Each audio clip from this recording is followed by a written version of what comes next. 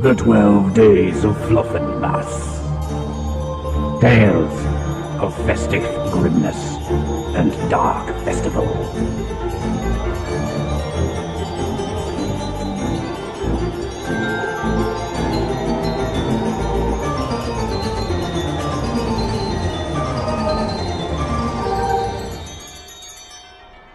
The Old Lie.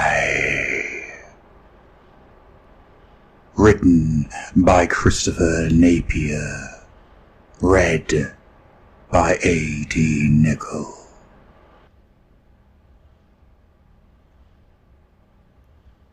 It never snowed on Nanossus, but it was scragging cold just the same. It was so cold in the trenches that breath frosted lasguns malfunctioned, the moisture in the air froze into a sticky dew on any exposed metal surface, and more than a few of his colleagues had suffered amputations from frostbite. Dietfried had been nearby when the first such cases had been reported, and he'd discovered that the Commissar viewed such injuries as dereliction of duty. "A careless misuse of the Emperor's resources," he'd said, and set the afflicted to punishment duty. Watching a man who'd just lost 2 fingers trying to peel a battalion's worth of stale potatoes was certainly inspiring in its own way. Dietfried sighed and leaned back against the sloped wall of the trench, internally cursing the rebels who'd caused his first deployment to come early and on his home world as well, cutting training short and being deployed to the hinterlands. It was Sanguinalia's Eve, and he could so easily have been seeking the affection of somebody who might be appreciative of his shiny new uniform and spare credits, rather than freezing his orbs off. He looked along the trench and pulled a crudely rolled stim tab out and struck a match on the wooden support of the hastily constructed trench, almost dropping both tab and match with his thickly mittened fingers. He took a long draw of the narcotic smog and held it in his lungs for as long as he could before breathing it out, momentarily seeing a spectrum of iridescent light in the quickly cooling cloud of vapor. He smiled at the spreading glow inside and out, but the warmth of his exhalation had caused a portion of the freezing moisture on his collar to melt and drip down his neck, startling him, setting off a coughing fit. "Throne's tits!" he exclaimed between splutters, just as he heard the firm tread of boots up the trench.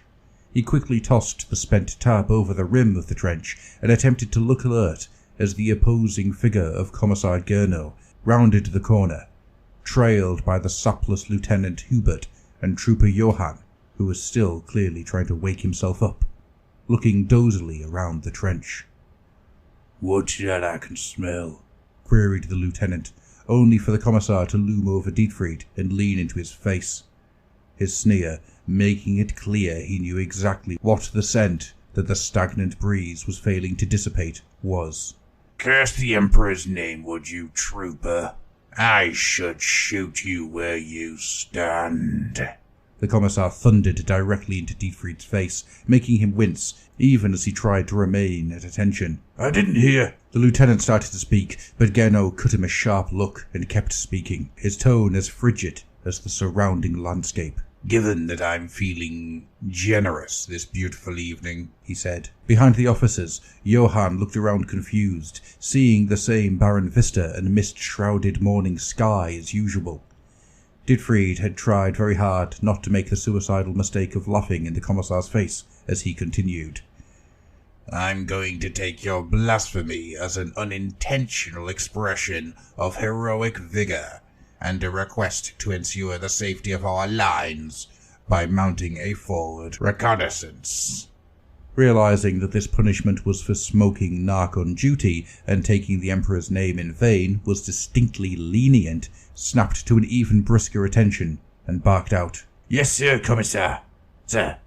Then addressing the lieutenant, "By your leave, sir." The diminutive officer peered at Dietfried as if confused, and then seemed to decide it had all been taken care of, so he didn't need to go and make any decisions himself.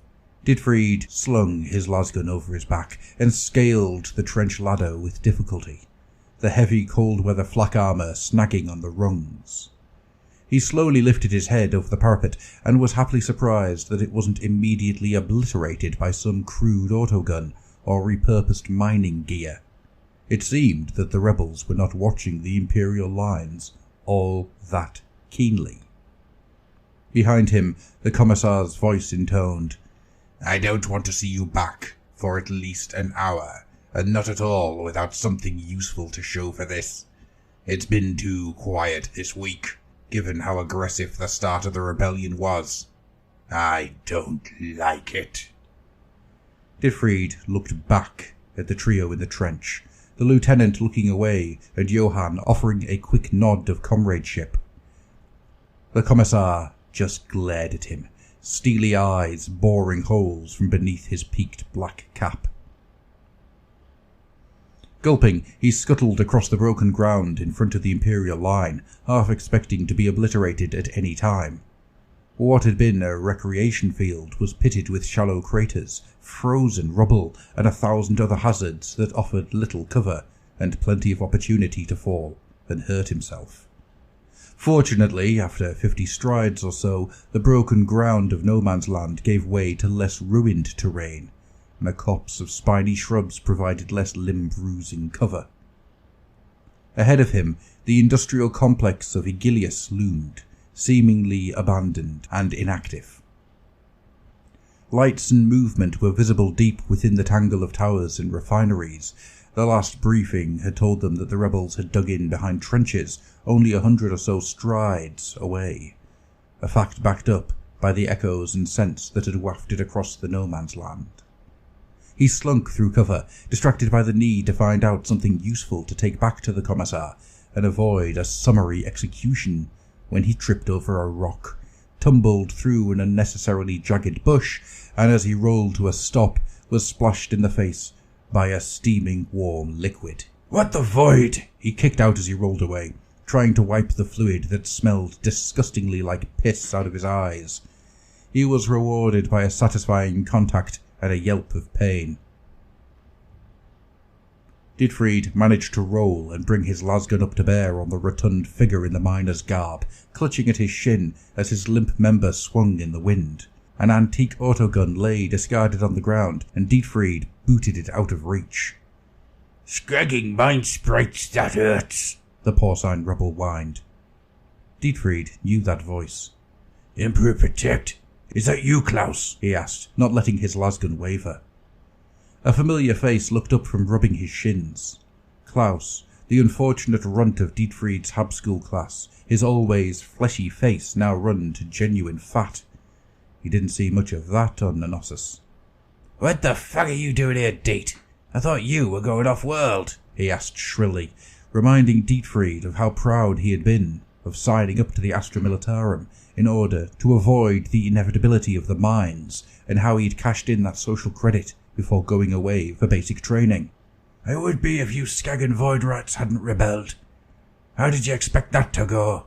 Dietfried replied, lowering his gun a little. Klaus flopped his member back into his suit and slumped down, sighing petulantly. "It was the brothers. They said the Imperium was taking the fruits of our labours for itself and giving nothing back. We dig out all this useful stuff, and none of us have any spare credits or leisure time. Sure, they say they're protecting us, and the orcs could fall out the sky at any time. You ever seen an orc outside of a Pict?" he rambled. Dietfried listened, too stunned to process what he was listening to.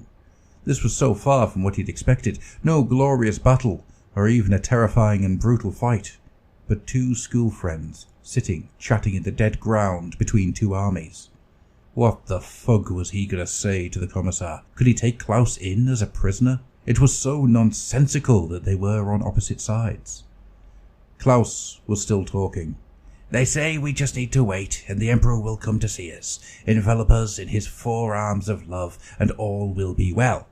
You lot will be in trouble for fighting us when that happens," he chortled to himself, making his chins wobble. Dietfried was confused, and was about to say something when he saw a red dot appear on Klaus's idiot face. A second before his head exploded.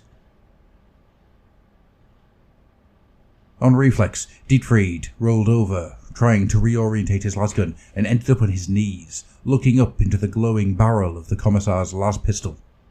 The voice was but a whisper, but held all the authority of a whip.